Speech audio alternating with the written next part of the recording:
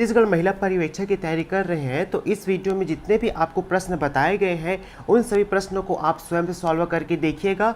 ये सभी क्वेश्चन जो आप एग्जाम के लिए बहुत ही ज़्यादा इंपॉर्टेंट है। तो चलिए स्टार्ट करते हैं। बहुत ही प्यारा सा आपका पहला क्वेश्चन से, एक निश्चित कुट भाषा में रेयर को 2 लिखा जाता है और कैट को 1 लिखा जाता है, तो उसी प्रकार से आपको बताना है उसी भाषा में रिक्शा को किस प्रकार से लिखा जाएगा। तो सबसे पहले हम देखेंगे कि आपका रेयर RARE इनको 2 किस प्रकार से लिखा गया है।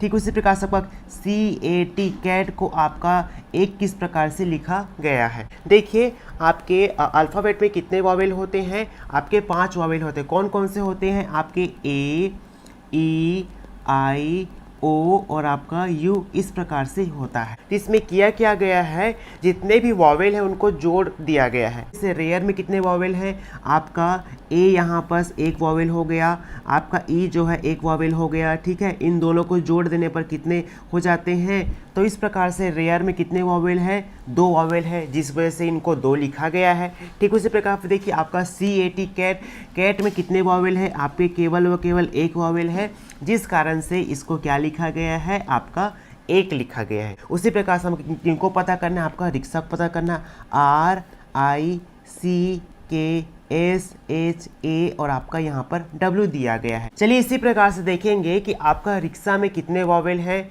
यहाँ पर देखिए I है तो यहाँ पर I जो है 1 वॉवेल हो गया। उसी प्रकार देखिए आपका A है, ये भी कितना वॉवेल हो गया, 1 वॉवेल हो गया। दोनों में कितने वॉवेल हो जाएंगे, आपके 2 वॉवेल हो जाएंगे। तो आपका रिक्शा का जो कोड हो जाएगा वो क्या हो जाएगा, 2 हो जाएगा। ठीक है, चलिए बढ़ते हैं नेक्स्ट क्वेश्चन की ओर। आपका अगला क्वेश्चन कुछ इस प्रकार से है, दी गई श्रृंखला में हमें लुप्त संख्या ज्ञात करना है। जब भी आपको सीरीज से क्वेश्चन देखने को मिलेगा तो आप संख्या को पहले ध्यान से देखिएगा। जैसे कि दिया हुआ है आपके सामने 7, 9, 14, 24, आपका क्वेश्चन मार्क है और आपका यहाँ पर 67 है।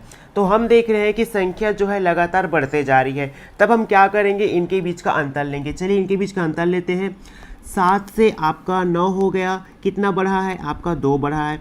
9 से आपका 14 हुआ, कितना बढ़ा है, तो आप बोलिएगा 5 बढ़ा है। 14 से 24 हुआ तो कितना बढ़ा है, आपका 10 बढ़ा है। और यहाँ पर हमें इनको ज्ञात करना है। ठीक है, तो आपको कुछ हिंट मिल रहा है क्या, आप सोच रहे हैं कि आपका यहाँ पर 2 और 5 से गुना करेंगे तो 10 बढ़ा है। ठीक है, उसी प्रकार से मैं कर दूंगा, अगर 5 है और 10 का गुना करूंगा तो 50 हो जाएगा। 50 में 24 को जोड़ दूंगा तो 74 आना चाहिए आपका आंसर। लेकिन हम देख रहे हैं कि किसी भी ऑप्शन में आपका 74 नहीं आया है। तो ये वाला क्वेश्चन जो आपका इस तरीके से सॉल्व नहीं होगा।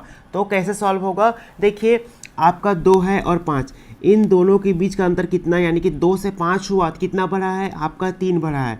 और इसी प्रकार से 5 से 10 हुआ तो कितना बढ़ा है, आपका 5 बढ़ा है। तो हम देख रहे हैं संख्या किस प्रकार से बढ़ रही है, विषम संख्या के रूप में बढ़ रही है। 3 एक विषम संख्या है, 5 भी एक विषम संख्या है। तो अगला विषम संख्या क्या हो जाएगा, उसी प्रकार से आपका यहाँ पर हो जाएगा 7 हो जाएगा। ठीक है, तो क्या करेंगे, आपका 10 है, 10 में क्या करेंगे, 7 को ऐड कर देंगे तो कितना आ जाएगा, आपका 17। तो यहाँ पर कितना बढ़ेगा, 17 बढ़ेगा। ठीक है, तो आपका 17 है। 17 में मैं किन को जोड़ देता हूँ, 24 को जोड़ देता हूँ। 7 4 11, हाथ में 1 2 2 आपका 4। तो यहाँ पर कितना आ जाना चाहिए, आपका 41 आना चाहिए। ठीक है, 41 ऑप्शन भी है, लेकिन हम क्या करेंगे, फिर भी इसको चेक करेंगे। यहाँ पर विषम संख्या का आपका क्रम बढ़ते जा रहा है। 7 के बाद क्या आता है, आपका यहाँ पर 9 आता है। ठीक है, 9 भी एक विषम संख्या है। ठीक इसी प्रकार से क्या करेंगे, आपका जो 17 है, 17 में मैं क्या करता हूँ, 9 को ऐड कर देता हूँ। कितना आ जाएगा, आपका यहाँ पर 16, हाथ में 1, आपका 26। यानी कि यहाँ पर हम कितना जोड़ेंगे, 26 जोड़ेंगे। तो जो आपका 41 है, 41 में कितना जोड़ना है आपको, 26 को जोड़ते हैं, जोड़ दीजिए। 6 1 7 हो जाएगा, 2 और 4 कितना हो जाएगा, 6 हो जाएगा। तो यहाँ पर आप देख रहे हैं 67 आया भी है। तो क्वेश्चन मार्क स्थान पर आपका 41 आ जाएगा। दिए गए विकल्पों में विषम संख्या युग्मक हमें चयन करना है।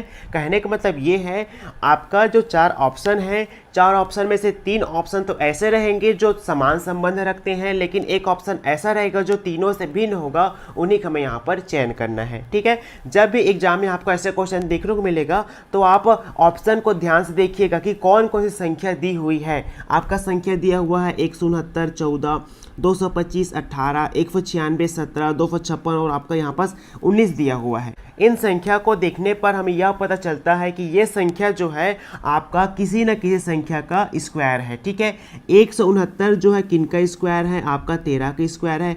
225 जो है आपका 15 का स्क्वायर है। ठीक है, 196 जो है आपका 14 का स्क्वायर है और 256 जो है जी आपका 16 का स्क्वायर है। तो 13 में अगर मैं एक ऐड करूंगा तो मुझे कितना प्राप्त होगा, 14 प्राप्त होगा। उसी प्रकार से आपका 15 है, 15 से मुझे 18 प्राप्त करना है। 15 में अगर मैं 3 को ऐड कर दूंगा तो मुझे 18 प्राप्त हो जाएगा। उसी प्रकार से आपका 14 है, 14 में अगर मैं यहाँ पर 3 ऐड करूंगा तो मुझे 17 प्राप्त हो जाएगा। ठीक यही प्रक्रिया यहाँ पर भी अपनाएंगे। जो आपका 16 है, 16 में अगर मैं 3 ऐड करूँ तो मुझे यहाँ पर 19 प्राप्त हो जाएगा। यहाँ पर हम देखेंगे जो आपका ऑप्शन नंबर बी है, सी है, डी है, इन तीनों हम कितना ऐड कर रहे हैं, आपका 3 ऐड कर रहे हैं तो हमें आपका अगला संख्या प्राप्त हो रहा है। लेकिन आपका ऑप्शन नंबर ए में हमने कितना ऐड किया, केवल एक ऐड किया है। तो आपका ऑप्शन नंबर ए जो है सही आंसर हो जाएगा। विषम कौन हो जाएगा, ऑप्शन नंबर ए हो जाएगा। चलिए बढ़ते हैं नेक्स्ट क्वेश्चन की। निम्नलिखित आकृति श्रृंखला में प्रश्न चिन्ह को प्रतिस्थापित करने वाली संख्या का हमें यहाँ पर चयन करना है। ठीक है, जब भी आपको एग्जाम में ऐसे क्वेश्चन देखने को मिलेगा तो आप सोचिएगा जो बाहर वाली संख्या जैसे कि आपका 4, 12 और 8, इन तीनों संख्या को आपस में क्या कर सकते हैं कि अंदर 20 आ जाए। उसी प्रकार से इनका और इनका करके हम आंसर को लाएंगे। आपका 4 और 8 है, अगर मैं 4 में 8 का गुना करूंगा तो कितना आ जाएगा, 8 चौके 32 आ जाएगा।